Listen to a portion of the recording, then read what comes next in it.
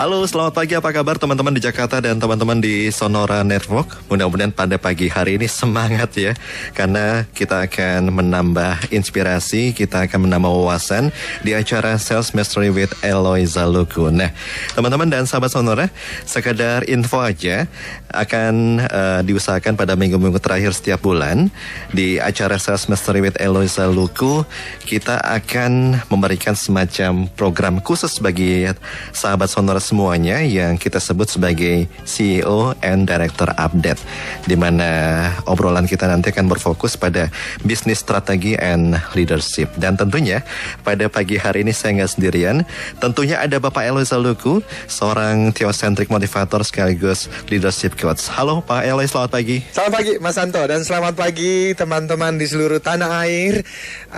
Dan tentu saja hari ini teman-teman sales bangun pagi dengan semangat dan tentu saja siap untuk melayani dan membantu para klien dan nasabahnya. Dan saya mau menyapa teman-teman di Bali. Oke. Karena nanti siang ini saya akan sampai di sana karena akan memberikan training untuk Kompas Group untuk seluruh Denpasar dan sekitarnya. Jadi yang mudah-mudahan kita ketemu di Pantai Kuta nanti. Wah, ini enak nih ya. Seminar kok sekaligus kopsnya di Bali ya, sekaligus jalan-jalan Pak Eloy. Harus dong. Harus. Menikmati hidup. Oke. Ini tamu kita siapa pagi ini Pak Eloy? Jadi hari ini teman-teman Sonora, kita mau memberikan program spesial. Karena pada akhirnya kita sebagai salesperson itu kan akan naik tingkat jabatan, dan mungkin harinya akan tiba ketika kita menjadi seorang director, bahkan CEO.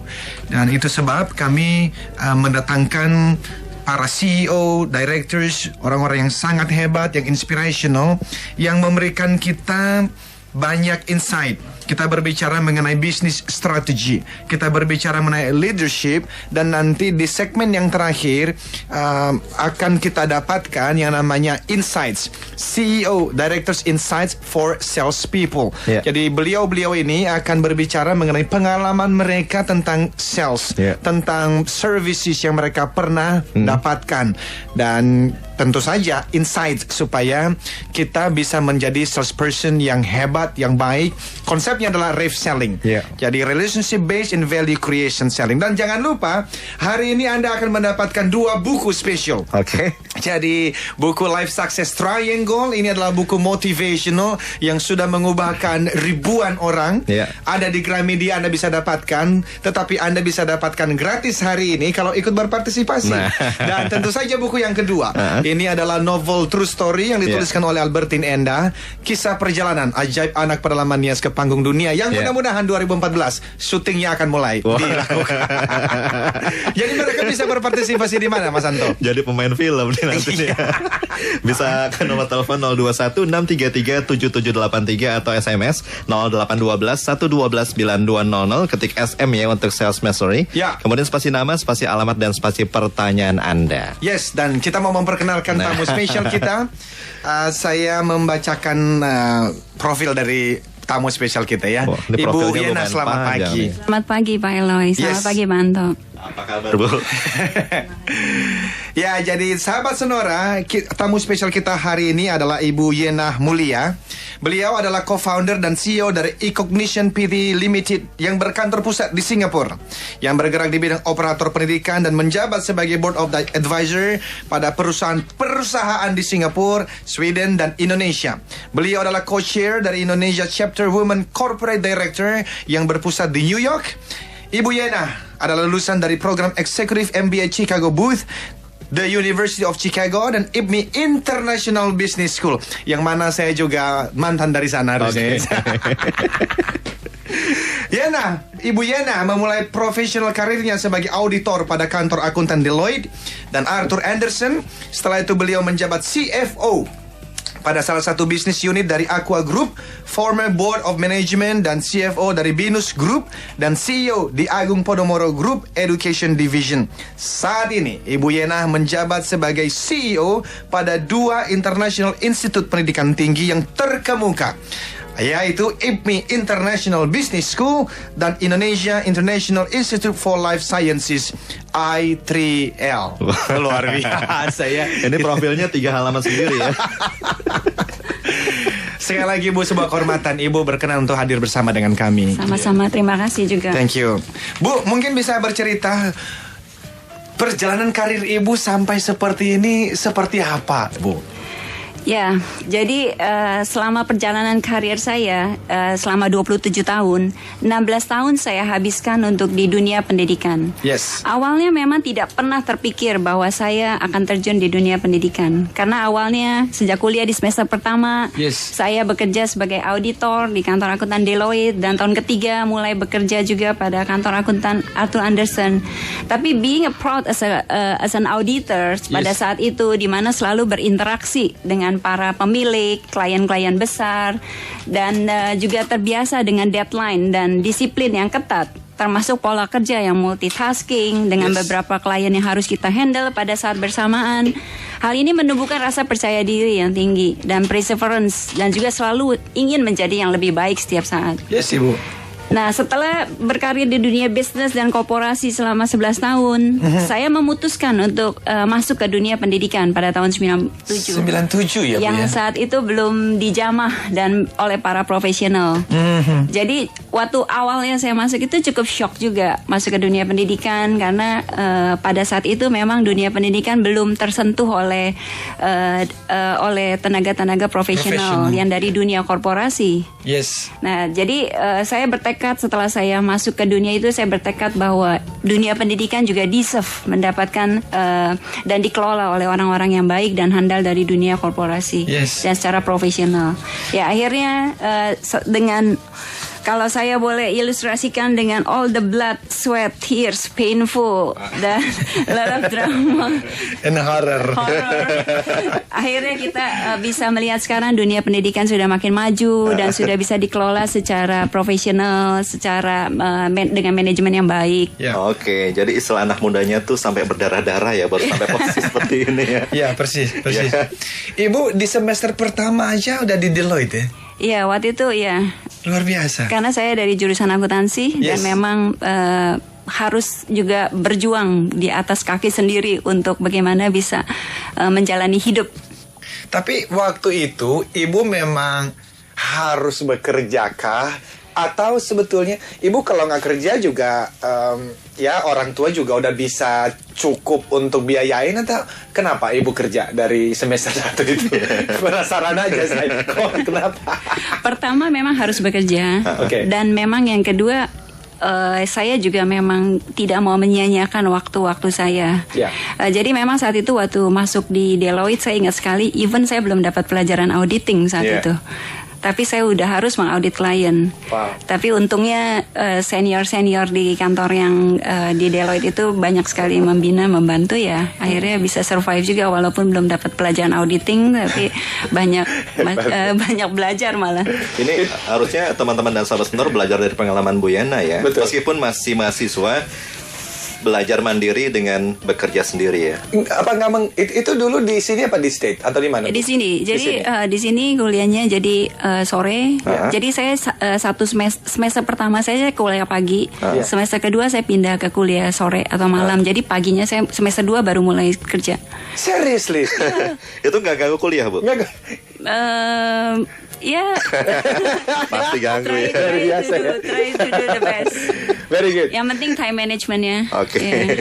Ya ada 1-2 pasti kalau pas lagi di klien masuk pas ada kuliahnya lebih awal, ada 1-2 terlambat. Ya, tapi try untuk catch up. Thank you. Good. Bu, jadi kalau Ibu melihat dari perjalanan hidup Ibu, jadi key success factors supaya sehingga Ibu bisa seperti sekarang ini, CEO, CFO di beberapa perusahaan di Indonesia, Sweden, dan Singapura. Seperti apa, Bu? Apa key success factornya? Iya, yang pasti kalau kita kerja selalu harus berusaha yang terbaik. Jadi saya lihat dari sisi bagaimana kita mendedikasikan pekerjaan kita itu bekerja dengan sepenuh hati. Ibu. Jadi kita is willing to do extra mile, kita tidak hitung-hitungan, atau kita mau belajar sesuatu yang baru, tanggung jawab dan integrity. Jadi itu satu, jadi bekerja dengan hati kita yang dengan penuh dedikasi dan passion. Dan bagi saya kalau kita ke kantor atau kita ke pekerjaan kita, hati kita mesti senang dulu. That's why makanya saya bilang bekerja dengan hati itu penting. Karena kalau hatinya udah nggak senang, mukanya udah will be nightmare today, kita tidak akan deliver sesuatu yang baik. Tapi kalau kita punya hati yang baik, yang happy, dengan pikiran mindset yang positif, saya yakin pasti outcome atau deliverables yang akan ada itu juga akan baik. Oke, ini semua pekerjaan termasuk seorang salesman harus dimulai dari hati ya. Iya. Oke. Dengan passion ya, dengan passion tentunya. Penting sekali. Saya tambahkan sedikit mengenai ini ya Bu. Kemarin saya mendapatkan satu cerita. Ibu, Pak Anto, Mas Anto suka bola nggak? Suka.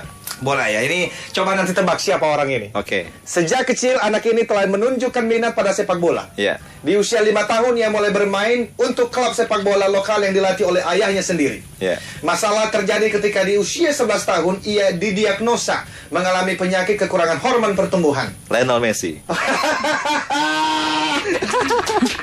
Saya teruskan. Namun hal ini pun tidak mengurangi kesukaannya akan sepak bola. Ia telah bersemangat berlatih dan terus mengembangkan potensinya. Di usia 13 tahun, ada klub sepak bola yang melihat kemampuan yang luar biasa dan mengajaknya bergabung, termasuk bersedia menanggung biaya terapi hormonnya. Tidak berhenti sampai di sana. Anak ini terus saja mengasah kemampuannya. Pada 1 Mei 2005, di usia 15 tahun, 10 bulan, 7 hari, ia menjadi pencetak gol termuda dalam sejarah persepak bolaan Barcelona. Iya. Seiring waktu prestasinya semakin cemerlang dan dia dikenal dengan tubuhnya yang kecil, gerakannya yang lincah, serta insting yang terasa bermain bola. Dalam suatu wawancara, Messi mengatakan begini, "Aku mencintai sepak bola dan aku ingin terus mengembangkan kemampuanku." Ia juga mengatakan, "Sejak kecil aku sudah mencintai dan berbahagia dengan sepak bola." Ini passion. Dia melakukan sesuatu dengan hati. Betul. Dia latihan luar biasa kerasnya. Dan dia melakukannya karena dia mencintainya. Karena untuk ukuran tinggi orang Eropa dia termasuk pendek. Ya. Jadi hampir sama dengan pemain Indonesia. Cuma dengan kalau berbicara mengenai kecepatan, cepat sekali larinya. Iya. Itu luar biasa ya. Dan dimulai dari passion. Kita bicara mengenai time management ya Pak Elo ya. Karena kalau bicara time management kita bicara iklan. Kita harus break dulu. Buat teman-teman dan sahabat Sonora, kalau mau bergabung silakan aja, bisa langsung telepon ke nomor 021 633 7783. Sementara nomor SMS-nya 0812 112 9200.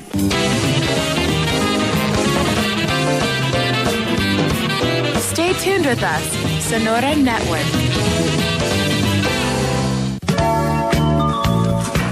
Ya, teman-teman dan sahabat Sonora di Jakarta dan Sonora Network, kita masih di acara Sales Mastery bersama dengan Eloisa Luku pada pagi hari ini sampai jam 8 pagi nanti, dan masih ditemani oleh Ibu Yena Mulia. Kalau ada pertanyaan silakan Anda bisa bergabung. Telepon boleh 0216337783 atau kirim SMS ke nomor 0812 112 9200. Pak Elo akan bagi-bagi buku ya pada pagi ini ya. Persis, dan teman-teman Sonora, kami sudah mendapatkan jutaan SMS dari dan semua bertanya mengenai sales. Tunggu ya, nanti sampai di segmen terakhir kita akan jawab beberapa. Dan kalaupun hari ini tidak, kita akan jawab minggu depan. Karena untuk minggu ini, hari ini kita fokus untuk menggali ilmu dari Ibu Yena sebagai CEO, CFO di beberapa perusahaan, dan salah satunya dalam dunia industri pendidikan hari ini di IPMI Business School. Ya, Ibu, tadi Ibu memutuskan untuk masuk dalam dunia pendidikan pada tahun 97.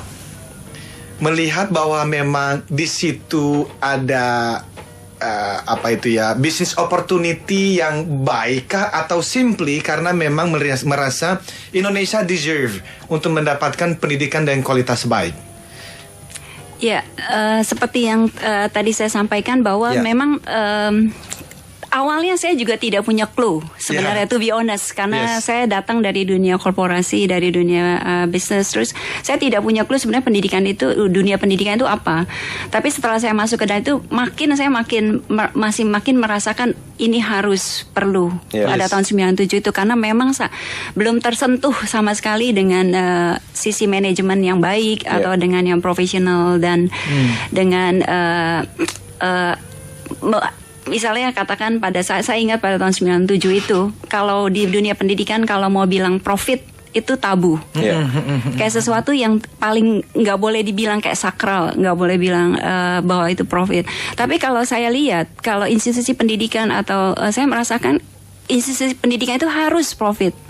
Kalau dia tidak profit, bagaimana dia bisa mendapatkan atau meng-hire dosen-dosen yang baik, tenaga pendidikan yang baik, memberikan infrastruktur secara akademik yang baik untuk para students, para stakeholders dari institusi tersebut. Nah, jadi saya percaya kalau organisasi yang baik itu harus profit dan harus sustain. Nah, tapi kembali lagi, profit itu harus diapakan. Nah, jadi message-nya adalah harus profit dan harus dikembalikan ke institusi untuk mengembangkan infrastruktur. Dan Ibu berhasil untuk mengubah mindset di dalam dunia pendidikan ini, terbukti dengan Ibu membantu menjadi salah seorang yang membuat institusi besar lah di Indonesia ini. Saya boleh sebutkan namanya ya Bu ya. BINUS khususnya, di mana Ibu berhasil membuat sekolah ini, universitas ini dengan jumlah siswa-siswi mahasiswa yang banyak sekali. Apa yang Ibu lakukan? Karena ini segmen kita berbicara mengenai bisnis strategi. Apa yang Ibu lakukan? Ya, pada saat itu kita banyak melakukan restructuring di organisasi, merapikan apa yang layaknya suatu organisasi itu harus ada. Jadi kalau boleh dibilang ya, kita juga membelah hutan, memotong pohon-pohon, rumput-rumput pada saat itu. Nah, satu hal yang kita bisa banyak belajar dari waktu pada saat saya di tempat yang lama. Kita melakukan istilahnya kita melakukan centralize karena ada beberapa business unit, kita centralize support function di dalam suatu grup atau holding terpusat. Jadi yang support function sifatnya kita pusatkan, tapi untuk yang sisi akademik kita konsentrasikan ke masing-masing business unit. Nah, jadi in terms of economic of scale atau dalam sisi jumlah kuantum, kita punya economic of scale yang baik. Jadi pada saat kita dealing atau negosiasi dengan pihak ketiga atau vendor, kita punya purchasing power atau bargaining power, bahwa kita punya kuantum yang besar untuk mendapatkan harga yang regional. Tidak selalu harus murah, tapi regional dan baik, dan mendapatkan outcome yang baik dari para vendor tersebut. Nah, itu dari sisi untuk operationalnya. Nah, kalau dari sisi pemasaran, mungkin kalau Bapak Panto dan Pak Elo lihat waktu tahun-tahun sebelum tahun 2000 itu jarang sekali, boleh dibilang hampir tidak ada pendidikan tinggi yang melakukan beriklan. Saya ingat sekali waktu itu masih zaman almarhum Ibu Widya, itu khawatir sekali gitu kalau kita terlalu kayak jor-joran atau katakan beriklan secara frontal di market. Tapi akhirnya kita try untuk menjadi juga yang initiator atau pemula atau first mover, karena saya try untuk selalu mencoba sesuatu yang baru yang belum pernah dilakukan di players-players yang lain. Dan ya, thanks God berhasil, kita bisa memposisikan bahwa institusi pendidikan itu juga deserve untuk mendapatkan sesuatu yang baik, bukan hanya yang leftover dari industri yang lain. Karena selama ini biasanya kalau yang udah tidak diterima di mana-mana, di industri mana, oke, jadi dosen aja atau jadi guru. Jadi itu yang saya mau buang mindsetnya itu. Pada saat itu saya pikir tidak mungkin institusi pendidikan kita mendapatkan semua yang sisa-sisa atau leftover dari industri. Malah harusnya dari yang the first talent yang baik, yang memang punya passion di pendidikan. Ini menarik Bu ya, kalau kita bicara mengenai dunia pendidikan, strateginya ini sama atau beda dengan bisnis yang lain Bu? Kalau saya lihat sebenarnya sama aja Pak. Hampir sama ya? Iya sama, karena mengelola satu organisasi kan. Cuman masalahnya ini kita ada sesuatu yang kita mesti kelola juga dari sisi akademik dan juga dari sisi bisnisnya, dari sisi pengelolaan pendidikannya. Jadi sama saja harusnya. Dan kalau nggak salah BINUS merupakan salah satu pionir ini ya, yang mengenalkan IT pada mahasiswanya ya. Iya kan? Dan sekarang menjadi booming di mana-mana. Ibu, strategi yang Ibu gunakan di tempat yang lama dengan strategi yang Ibu gunakan di tempat yang sekarang, di IPME Business School khususnya, apakah Ibu membawa strategi yang sama atau ada positioning yang berbeda? Kalau untuk positioning, market positioning yang pasti kita mau buat sesuatu yang baru. Karena kalau bagi saya personally, saya sudah pernah melakukan sesuatu seperti yang di tempat yang lama, tapi saya mau buat sesuatu yang baru yang dimana market butuh saat ini. Karena kita lihat market, kebutuhan di market itu apa saat ini. Dan jadi untuk dari sisi positioning pasti beda. Karena untuk IPME ini kita buat sesuatu sekolah yang very international dengan yang International Business School, dan sebenarnya saya juga menjalankan satu sekolah lagi yaitu Indonesia International Institute for Life Science. Kita in short form kita sebut I3L. Nah, kedua positioning dari sekolah ini kalau kita boleh proud to say kita adalah first mover di market. Kita first mover, kita yang pertama untuk mengklaim bahwa kita a very international life science school dan very international business school. Dan saya rasa Indonesia itu butuh, dan Indonesia deserve saat ini untuk mendapatkan institusi pendidikan yang memang berkualitas dan yang memang pantas untuk dibanggakan di dunia internasional. Tidak hanya di dalam negeri saja. Oke. Kita harus break dulu ya. Saya kasih tanda dulu nih harus break ya. Karena kita harus mendengarkan informasi tol yang berikut ini. Stay tuned with us, Sonora Network.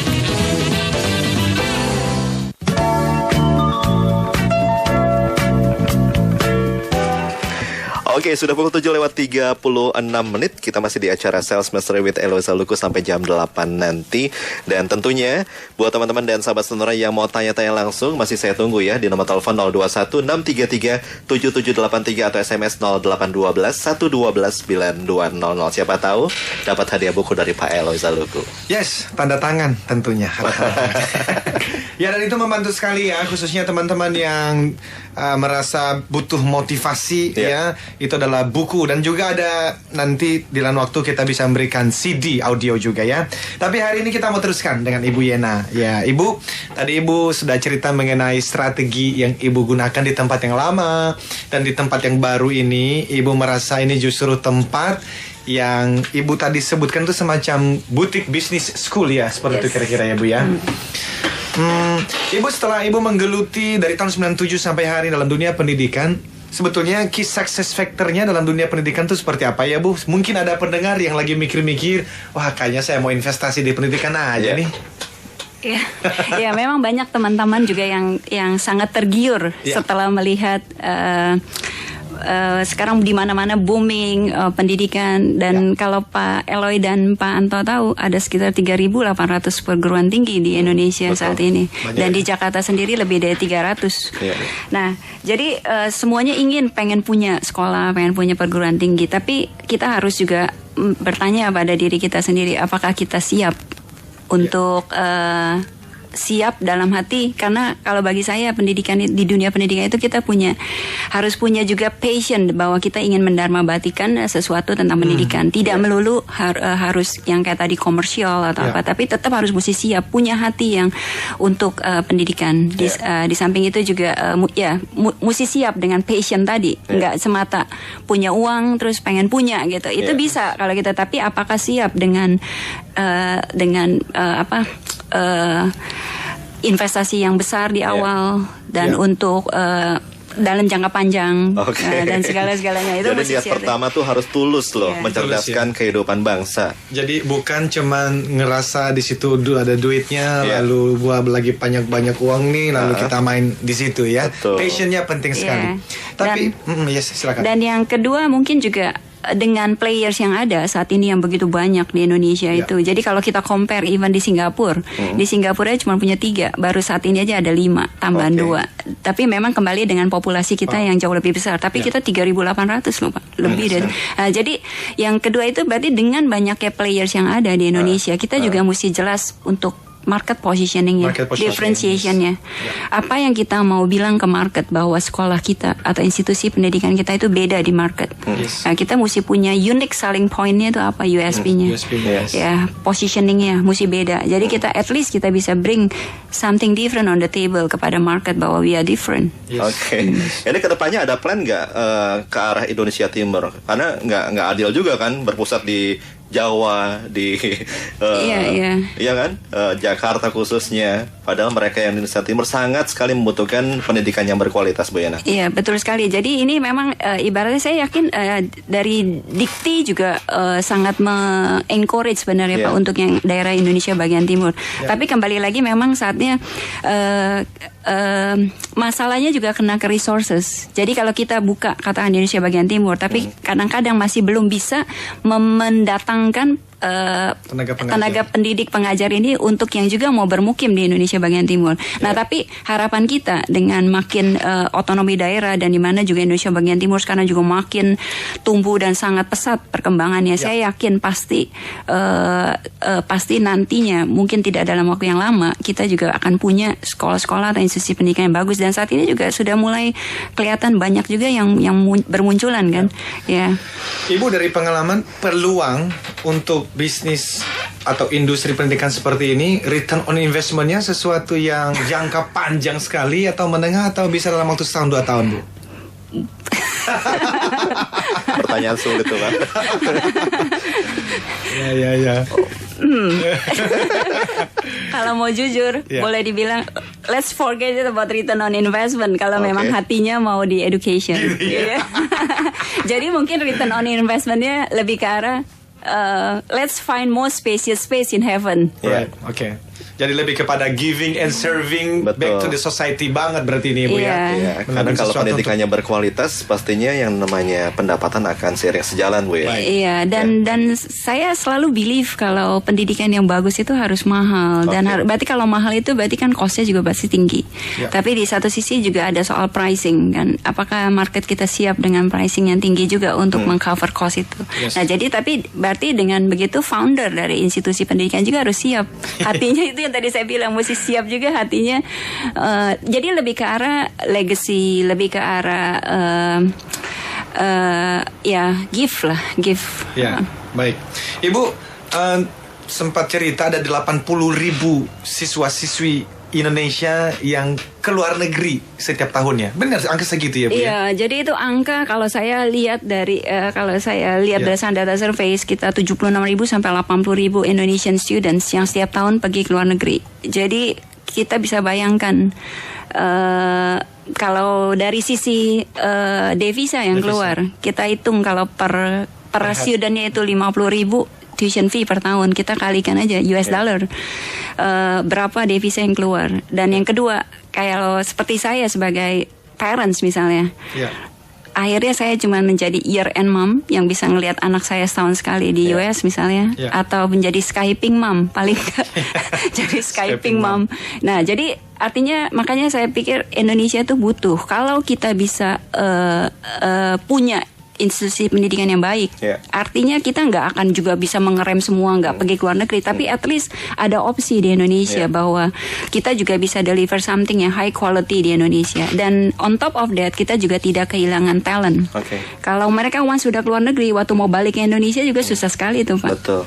Jadi datanya menarik sekali ya. Kalau kita berbicara mengenai kualitas, apakah kualitas pendidikan di Indonesia masih kalah dengan di luar, Bu? Ya, that's why, Pak. Nanti dengan through IPMI dan I3L, saya yakin pasti kita tidak akan kalah dengan mereka.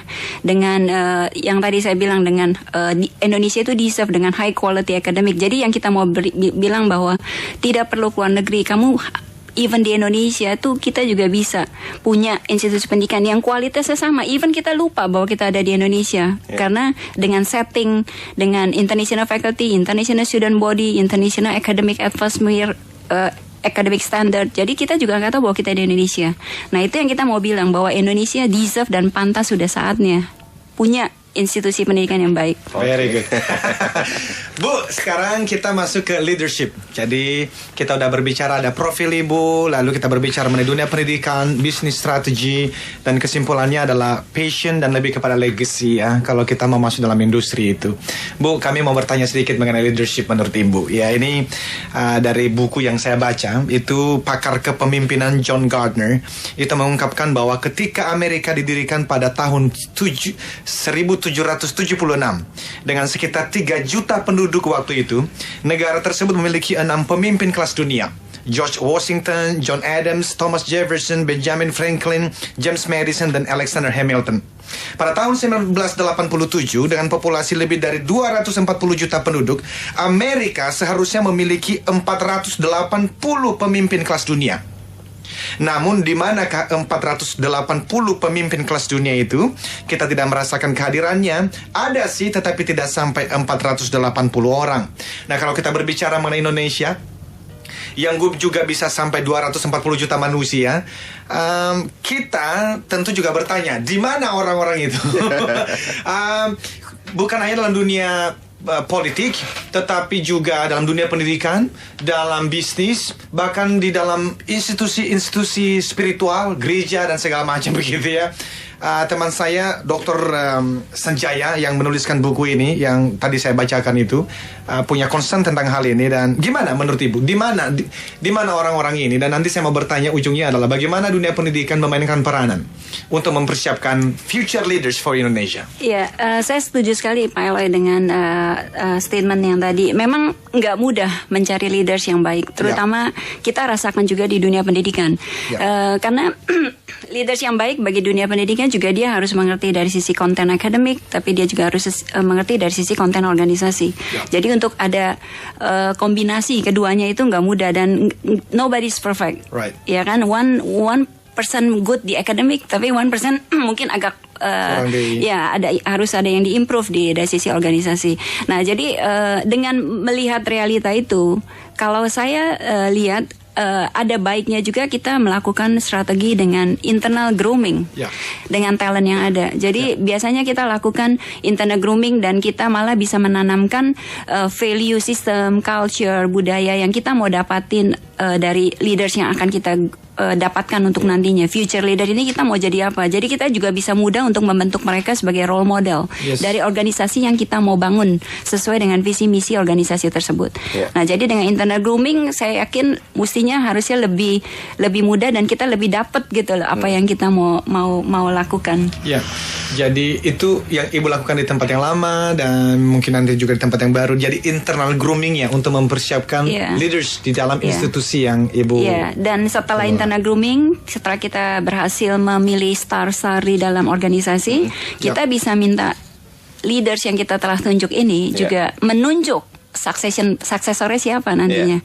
Jadi dia harus bisa name it 1-2 nama kepada pimpinan bahwa ini yang akan nanti penggantinya saya loh. Jadi tidak ada istilahnya yang tidak tergantikan, tapi harus ada part of the succession planning. Amerika Serikat merupakan salah satu contoh bagus Bu ya. Presidennya tuh ada regenerasi dari waktu ke waktu ya. Indonesia baru punya berapa presiden ya? Kita lagi nyari 2014. Kita break dulu ya Pak Elo ya, teman-teman dan sahabat Sonora, jangan kemana-mana, tetap bersama kami sampai jam 8 nanti.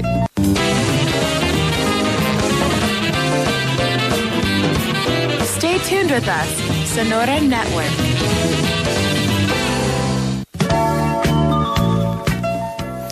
Ya, masih ada 8 menit lagi Pak Elo, nggak terasa. Yang jelas cerita dari Ibu yang tadi semoga menginspirasi ya buat teman-teman dan sahabat Sonora pada pagi hari ini Pak Elo ya. Baik, jadi rekan-rekan Sonora, ini kita masuk di segmen terakhir ya Ibu. Kita sudah melingkan semuanya ke sales mastery ya.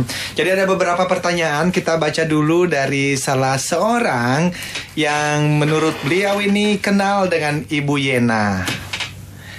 Beliau bertanya, pagi Bu Yena Mulia, apakah Ibu alumni Untar Jakarta? Jika ya, kita pernah satu kelas. Selamat ya Ibu, sukses, God bless you, dari Ibu Leoni.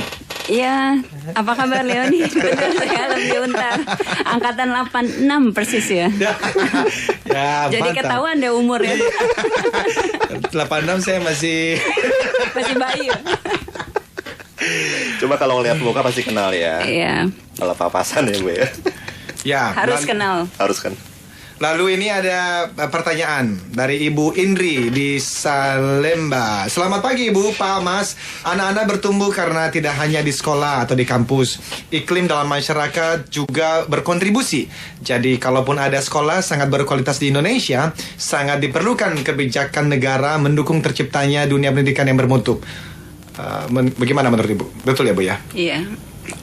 Jadi memang saya rasa pendidikan hanya di sekolah atau di pendidikan tinggi aja tidak cukup, tapi harus dibantu dengan value system dari keluarga, dari masyarakat, biar juga karakternya dibangun. Betul. Karena kadang-kadang kalau mereka juga sudah siap dari sisi akademik, tapi dari sisi value atau dari sisi karakter tidak tepat juga, nanti dia tidak siap di dunia industri. Nah, that's why makanya yang kita mau bangun pada sekolah kita adalah selain kita mempersiapkan mereka secara akademiknya, tapi kita mau mempersiapkan bahwa mereka juga ready di market. Kita ada satu cluster subjek, kalau di MI itu kita sebut market readiness. Yes. Jadi dia juga ready, jadi dia tahan banting juga, durable, dia bisa perseverance kalau dia menghadapi masalah-masalah di industri. Jadi nggak cengeng gitu loh. Baik. Siap. Baik, Ibu, apakah Ibu Yena ada semacam pengalaman bertemu dengan salesperson atau mendapatkan service? Ini program kan banyak teman-teman sales yang dengerin ya. Dan jadi ini semacam pengalaman dari seorang CEO, pengalaman dari seorang directors.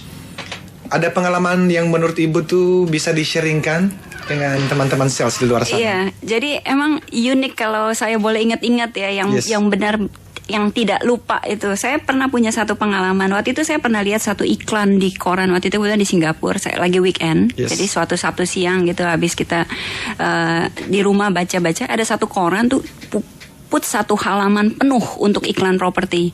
Terus saya tertarik, pikir ini apa sih? Tapi nggak kepikiran juga kepengen beli atau apa. Terus saya jalan dengan suami saya ke kantor pemasarannya. Nah, dari kita mulai turun dari mobil sampai kita masuk itu salespersonnya luar biasa kalau menurut saya. Jadi dari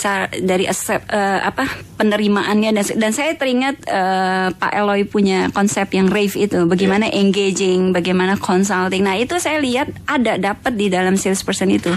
Dan dia tuh benar-benar try untuk understand our needs. Dari saya nggak kepingin beli Pak sama sekali, nggak kepikir saya setengah hari bolong di weekend saya beli rumah gitu, nggak kepikir di Singapura lagi. Jadi tapi karena salesperson itu begitu engaging, begitu meyakinkan, begitu lovely, begitu care, dari kita nggak kepengen beli, ya dah jadi dan jadi beli. Tapi sebenarnya crazy juga keputusan membeli properti within cuman even not more than one day gitu. Tapi karena sebenarnya kalau saya melihat lagi faktor dari salespersonnya yang luar biasa. Jadi intinya touching the heart kali ya. Iya. Nah, itu salespersonnya pasti bekerja dengan hati, Pak. Pasti. Dengan passion, dia tahu bahwa ini mungkin waktu saya turun dari mobil dia udah bilang, "Wah, this is my prospect."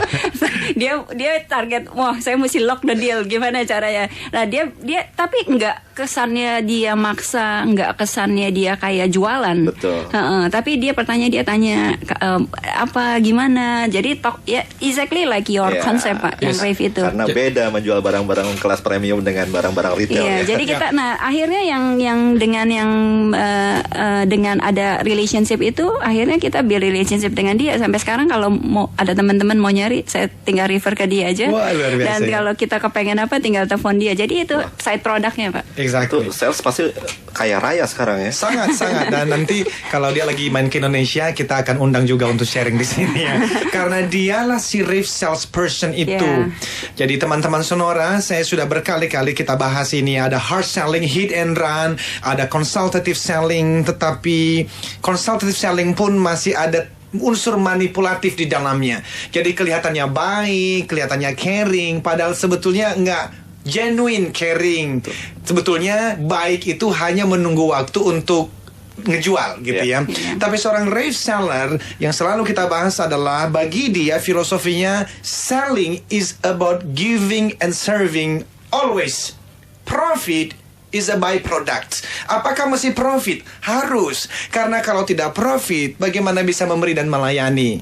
Tetapi awalnya adalah passionnya memberi dan melayani. Itu sebab di dalam kita punya rave selling relationship itu ada 3 hal. Click, communicate, connect. Jadi pertemuan pertama yang Ibu tadi sebutkan mulai dari masuk parkir pun sudah ada kliknya. Nah, apa sih yang dilakukan supaya bisa klik? Itu yang di dalam relationship. Sesudah klik, pasti ada komunikasinya dengan Ibu. Cara dia menanyakan, cara dia senyumannya, dan bahkan connect. John Maxwell ngomong begini, everybody communicates, all communicates, few connect. Itu kalau connect itu udah menangin hatinya. Betul. Mas Wanto. Dan itu ternyata in seconds, in minutes kita bisa melakukannya. Betul ya Bu ya? Satu hal lagi yang saya tadi teringat juga, jangan underestimate kita punya prospek buyer. Saya ingat waktu saya datang itu, terus terang saya pakai baju rumah, Pak. Habis bangun tidur dari Sabtu gitu, saya pakai baju rumah dan tidak benar dalam konteks kita mau beli gitu, cuman mau jalannya lewat pakai sandal, dan saya sempat shock juga, aduh ini yang datang semuanya very well dressed. Nah, tapi dia tetap accept kita sebagai sales yang baik, dia accept kita whatever we are, karena mungkin tapi ada juga loh salesperson yang lihat dari atas sampai bawah dulu. Dan jadi makanya saya merasa dia tulus. Dia tulus, dia sincere, dan memang dia honest. Dan dari dia cara engaging dengan kita juga, dia storytellingnya juga enggak kayak dia create story something yang bohong atau yang fake, tapi yang real. Dan kita kan ngerti juga nih orang ngomongnya lagi bohong apalagi ngomongnya lagi benar gitu. Nah itu mungkin saya rasa ada tips juga kalau kita tidak boleh underestimate kita punya prospek. Betul. Jadi teman-teman SPG kalau lagi dengar, kalau ada orang masuk ke outlet Anda, pikirannya jangan ini mah PPD pegang-pegang doang. Jadi akhirnya mereka tidak melayani. We never know. Siapa tahu memang sebetulnya dia kelihatannya appearance bajunya lagi baju rumahan, tapi kan milianer itu lagi yang datang itu. Bob Sadino pakai celana pendek terus. Persis, pengusaha papan atas. Kasusnya Oprah juga ya. Oprah ya Bu ya. Nah, ini ada yang beruntung Pak Eloy mendapatkan buku Pak Eloy yang sangat inspiring banget ya. Baru mau menjawab ini. Ada Intan di Malang, nanti bukunya akan dikirimkan langsung ke Malang. Sementara Ida di Bekasi langsung datang ke Sonora ya untuk mengambil bukunya. Baik. Bu Yana, terima kasih banyak buat kehadirannya. Mudah-mudahan cerita Bu Yana tadi bisa menginspirasi kita ya. Khususnya mengenai dunia sales dan leadership ya Pak Eloy ya. Yes. Dan sebagai penutup untuk teman-teman sales, teman-teman sekali lagi do your best ya. Kita sudah berbicara mengenai passion hari ini. Cintailah pekerjaan Anda. Dan ada beberapa pertanyaan tadi yang mengatakan, kayaknya saya salah profesi. Well, do the best you can di profesi hari ini. Karena ketika Anda melakukan yang terbaik, justru mungkin Anda akan menemukan you are at the right place. Jadi teman-teman, all the best. Layani, berikan yang terbaik dengan hati. Dan keuntungan, kesuksesan biasanya mengikutinya. Oke. Akhir kata, saya Anto. Saya Eloy. Saya Yena. Katakan salam sukses. Terakhir. Yeah, Thank you. See you next week.